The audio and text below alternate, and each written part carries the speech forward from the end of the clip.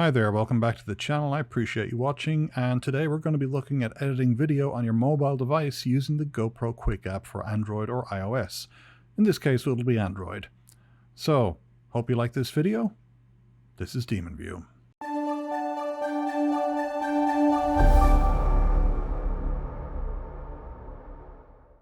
So welcome back to the channel. I do appreciate you watching, and today we're going to be looking at editing video with the GoPro Quik app for Android.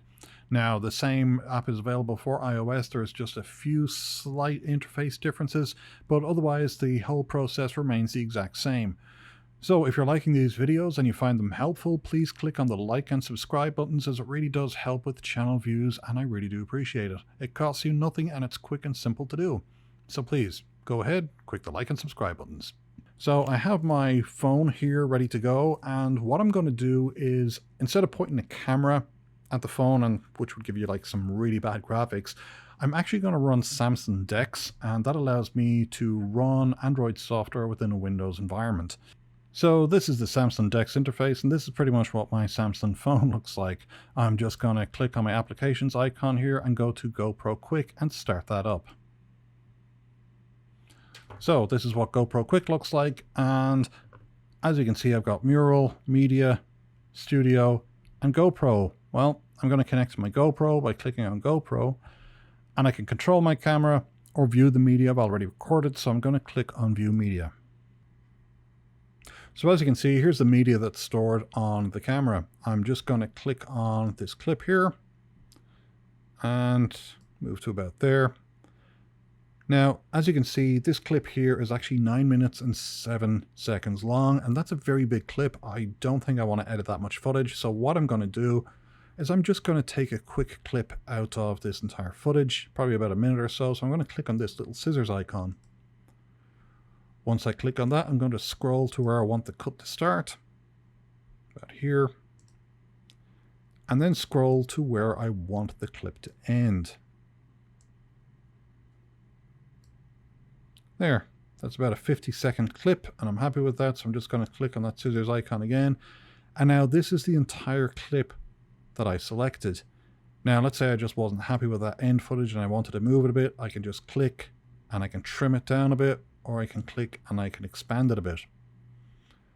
So we're going to call that good, and then we're going to click on our save icon. Now, as you can see, the clip is starting to download, and this is the progress of the download. Now, if you're thinking this clip doesn't look very high quality, there is two reasons for that. Number one, it was filmed from inside a car on a rainy day with the windscreen wipers going, so that's going to affect the quality. And number two is, when you're previewing the clip like we just did on the camera, you're actually looking at an LRV, which is a low resolution video. So this is a much lighter, lower quality video that's just used for quickly browsing media on your camera. It doesn't reflect the high quality clip that you actually recorded. But once we clipped that video and started to download it, as you can see, it says the full res video has been saved to your media. So that's the full resolution video file. So this has been saved to media. What we can do now is we can go back, and this brings us back into the timeline again. We can go back again, and this shows me all the media on the camera. If I go back one more time, then I'm back in the main menu here. I can simply click on the media tab, and here's the clip we just downloaded. So I'm going to double click on that and open it, and this is what it looks like. Now, like I said, this is a bit jerky because I'm using an emulator to actually make this footage appear on the Windows PC, but trust me, this video footage is actually silky smooth. So, okay, we've downloaded our video, but now I want to edit it a bit. So, what should I do? Well, I'm going to click on pause here for a second. Now, one thing I will tell you to do is, if you've finished with your camera, make sure you turn off your camera. Otherwise, your camera may just sit there on your desktop, powered on, while you're doing the editing in your mobile phone or in the GoPro Quik app, and that's going to drain your battery. So once you're finished with your camera, make sure you power it off. Here we are with our clip. Here's some of the options that we have with our video clip here. I'm going to click on the pencil icon. And from here, we can actually trim this clip further. So I've downloaded a 54-second clip, but if I click on trim, I can actually shorten that clip. And it's just the exact same way I've done it before. select a start point, select an end point, and now we have a 24-second clip, but I'm just going to cancel that because we're going to work with a full clip here. If you want to reframe this for social media like Instagram or something like that, you can click on your frame button, and this allows you to actually adjust the angle of your footage. If your camera was set up incorrectly or crookedly, you can adjust it like that. You can also automatically horizon level your footage, and that's going to apply an actual horizon level to your footage like so. In which case I'm not going to do that because I was pretty happy with how the camera was set up. You can rotate your footage. Now this would be useful if your footage was upside down. You can also flip it horizontally or vertically. And the other thing you can do is click on this fit button, and this allows you to select different aspect ratios. So if I was to put this up on Instagram or TikTok, I'd probably want the 9:16, and this is what would appear. But I can also drag it to the side if I wanted more footage from the left or from the right, or if I just wanted to center it, I would have it like so. But for this video, we're going to do a 16:9, and that's all good. So let me just exit out of this. Your other option then is filters, and you can add a lot of different filters to your footage, and it's just as easy as that. And you can actually see how much of the filter you want applied, whether it's 16% or 100%. I think the default here is usually about 100 there. And this really can affect how your footage looks if you want a more moody looking effect or a more artistic effect to really pop out those colors. But just going to cancel out of that for now. Speed. If you record your footage in different frame rates, you can adjust the speed. And in this case, I recorded at 60 frames per second, so that gives me the option to slow down my footage by half. Now, since I don't want any slow motion in this, I'm just going to leave it at so. Just going to hit reset, cancel out of that. Finally, you can add stickers, and stickers are just basic information that you can add to your footage, like here's the speed that I was traveling at the time.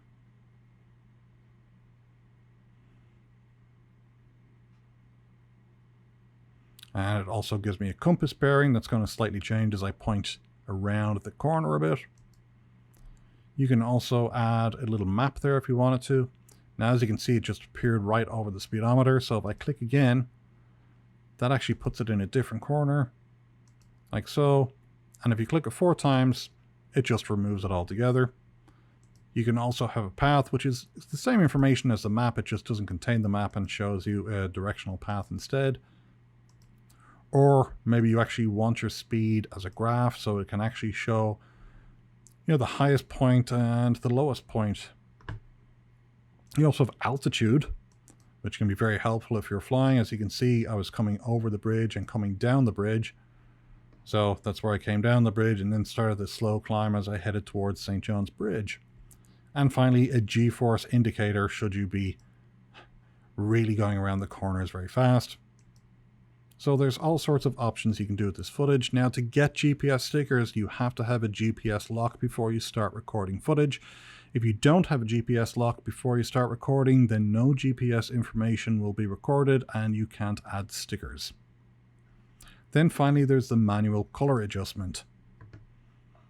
Now, when adjusting the color, you can have the GoPro Quik software do it automatically. And that's what it thinks your footage should be like.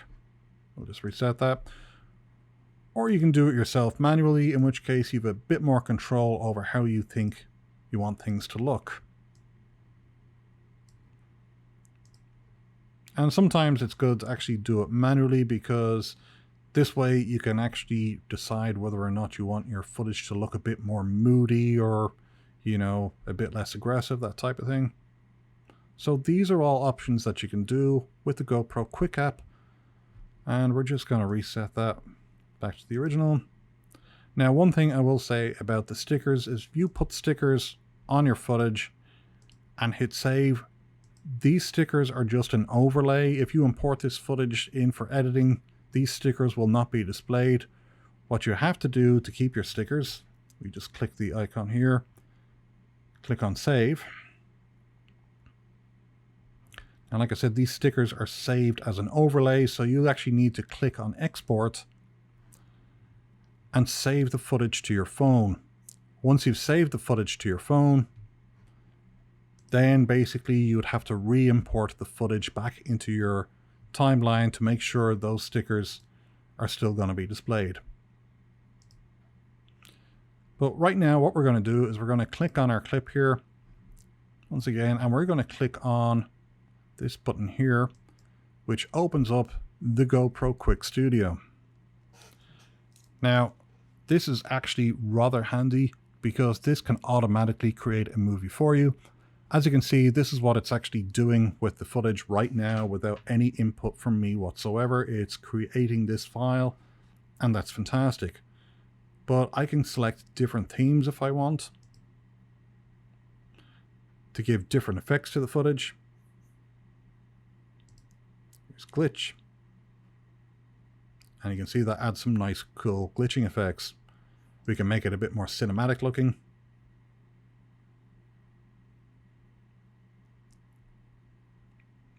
Very nicely done.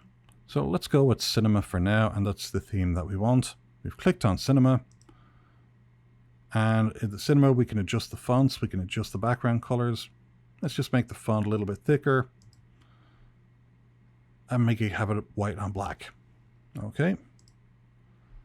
So now we're looking at this.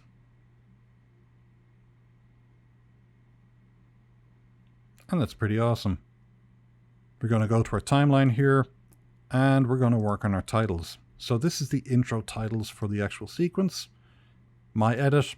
Okay, nothing fantastic about that. So we're going to click on the little pencil icon for the titles. And then we're going to click on text. And now we're going to change that from my edit to road trip.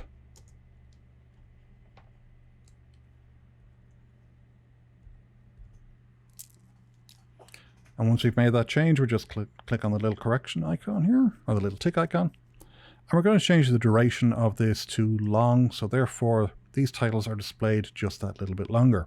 Now let's click on our clip itself. And from there, the options are kind of repeated. What's not repeated is the word stickers, because if you want to add stickers, you'd have to do that in the previous step. And like I said, render out the clip and then add it back into your timeline. So now we're going to click on the clip itself and we're going to click on trim. And as you can see, these here are the highlights that Quik has decided would make your video look pretty good. And these are all done automatically. But if you want to actually do this manually yourself, you can turn off auto highlight and then scroll to where you want to add your own clips for the movie. So let's say I want an establishing shot of coming over the bridge. It's just like the other clip. I click once and that says where I want it to start, and then I click again as to where I want it to stop. Then I move on to the next section that I want to include, and I click again to start, and it's telling me here how many seconds this is going to last, so 2.8 seconds. Let's call that good. Now we're going to move on to the next part. I want to make this one a bit shorter. And then I want to end just about here. Exciting stuff. Just as the truck overtakes me, and then call that good. And now you can see my video is made up of these separate little clips. Like so. So we click here on the little click icon or tick icon. Now let's say I want to put this on something like Instagram. Well, that's a bit too widescreen, but I don't want to go at 9:16 because it's just kind of too narrow for me. So let's go 1:1 for a more square image. Sure. There we go. And this is what our footage looks like now. And instead, you can see that it's going to add these white borders to the actual clip itself. But now let's do something with the colors.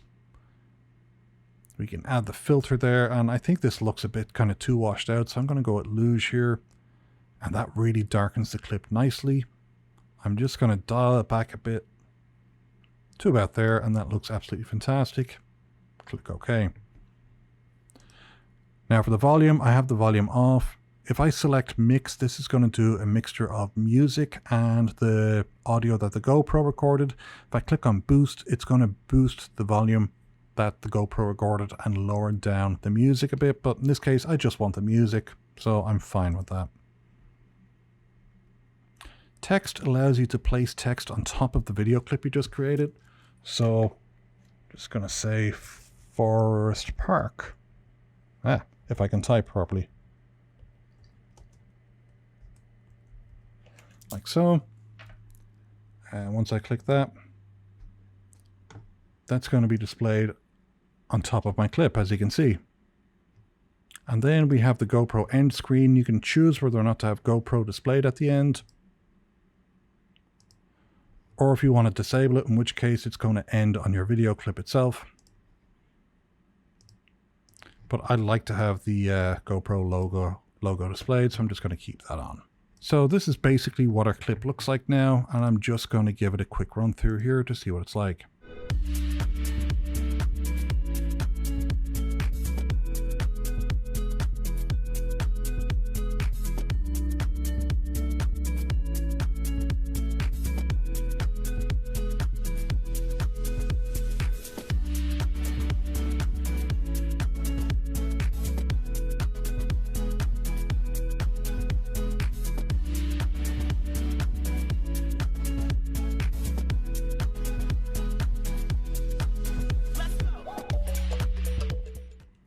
And it really is that simple. Now we've looked at the various themes. We're going to click on music here because this brings up all of the GoPro kind of music that's displayed. But if you click on this little icon over here on the right hand side, it actually brings up the entire track list that GoPro has. And as you can see, there are a lot of clips here. And if you click on your music, you can access music that you basically have in your own library. And as you can see, this is all stuff that I have. We go back to GoPro Music, and the nice thing about the GoPro Music is that it is all royalty free here, so you can use these and monetize them on your channel with no copyright strikes, and that's providing it's a GoPro original. The other music that you have here, I believe these are all from Epidemic Sounds, and you know, that can prove to be a slight bit problematic at times because sometimes YouTube doesn't realize that you actually have a GoPro license to use this music, and you might get a copyright strike, in which case you just simply contact YouTube and tell them, no, you have a license to use the music. But it's a bit of an annoyance, so I only tend to use stuff that says GoPro Music. In this case, let's add Wave Runner to ours. A bit more upbeat. To put that music in instead, I'm just going to click on the plus icon here. That downloads the track. And now it's added it to our video.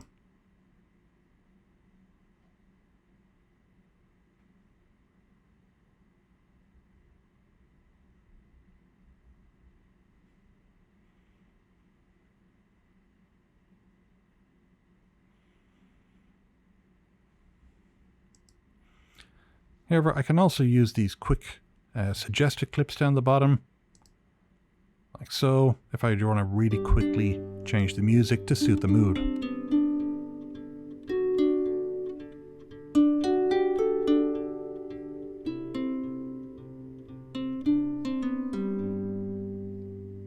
Hey you, I think you should know. Hey Now, you. if the introduction to your song was a bit slow, you can click on the icon right in the middle of the song like so. And this brings up basically a wave of the song, and you can select where you want the song to begin. So in this case, I want the song to begin probably around here. Hey you, I think you should know. Hey you, I'm feeling it so. Hey you, now where do you go? Hey you should let it flow. Now in this case, with the length, you can make slight changes to it, and that's because I've manually selected the bits that I wanted. So for Instagram, I'm going to make it 45 seconds here. But I could also click on these icons and it's detected that there's a better music ending if I select here or I select here. Let's make it 43 seconds because I want that good music ending. And then finally the format that we've selected. And if I click on 1:1, then it's going to get rid of those white bars at the edges. And now I have a full square image. Hey you, I think you should know. Hey you, I'm feeling it so. Hey you, now where do you go? Hey you, you should let it flow. I do think you care. Do you hear my prayer? So, happy with that video. I'm just going to click on save. And now this is one of my edits that's been saved to my phone. But now let's say I want to upload it. I just need to click on the share icon and I can save to phone or share media directly. In this case, I prefer to save to phone because I might want to upload it to different services later on, or if I'm out of Wi-Fi signal, just wait later on to upload it. So I'm going to click on save to phone. And right now it's saying 5K. I can just continue, but if I click on this gear icon, it brings me up all the export options, in which case I can export to 5K. And in this case, since I'm just going to upload this quickly to Instagram, I'm only going to go for 4K because Instagram doesn't actually support like the 5K. So I'm just going to select 4K, but this one's good. I'm also going to select high quality boost. And that's going to create a slightly larger file, but increase the bitrate of the clip. And it's going to be in H.265 because, as it says, more efficient quality, size, balance. Once that's done, I'm going to click on continue. And as you can see, this is now starting to save the video. And that's the percentage that's been completed. Once this reaches 100% complete, this is going to end up in my Android Galaxy gallery, and it's going to be under GoPro exports. Success, and there it is exported. So I'm just going to close this. And that's it. Go to media. And again, that's all my app stuff, my cloud stuff, media that's on my phone. If I wanted to add anything else, there's some pictures of a cat, or cloud, anything I've uploaded to there, I can easily download that and add all these to an edit if I wanted to. So I'm just going to close GoPro Quik app here and take a look at my media gallery. And as we can see, we've got the GoPro exports. This is the clip that I just did. Just double click that to open it. I'm going to make this full size and let you hear the sound.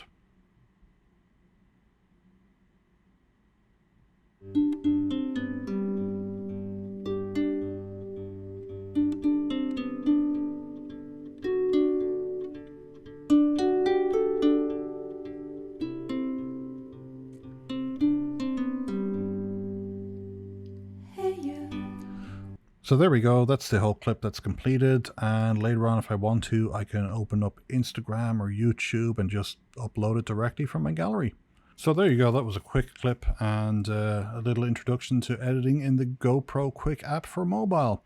So if you have any questions, please leave them in the comments below. If you have any particular need for a certain video, then yeah, let me know down below and I'll do my best to create it.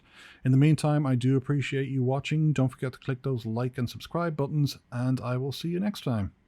Cheerio.